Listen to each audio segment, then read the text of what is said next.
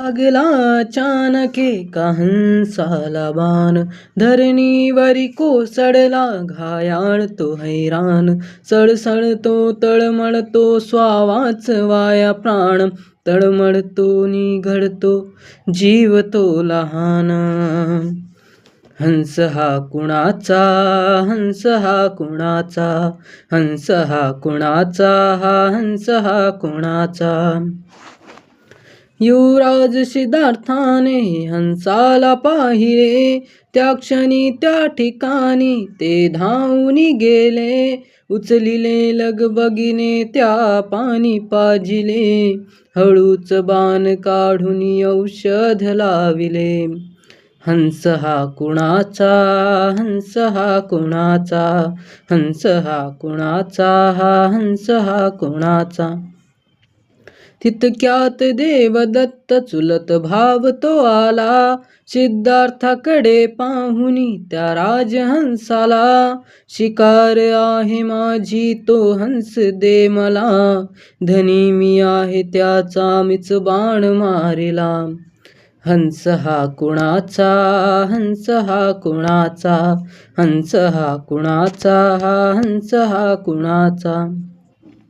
अरे रे देवदत्ता, हे काय तू केले, मुक्या जीवाला मारून तू काय साधिले.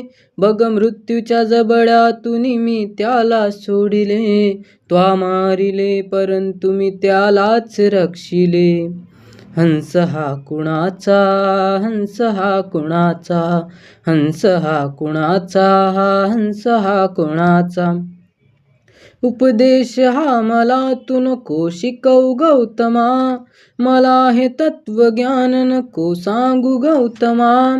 शिकार करणे क्षत्रियांचा धर्म गौतमा, माझ्या शिकारीवर माझा हक्क गौतमा.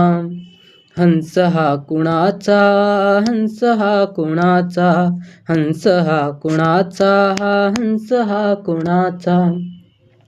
वादाने वाद दोघास अधिक पेटला, प्रश्न तो अशक्य सुटे नासा वाटला. मग राजा पुढे जाऊनी हा प्रश्न मांडिला, भरती त्या दरबारात म्हणे न्याय हो मला. हंस हा कुणाचा, हंस हा कुणाचा, हंस हा कुणाचा, हा हंस हा कुणाचा.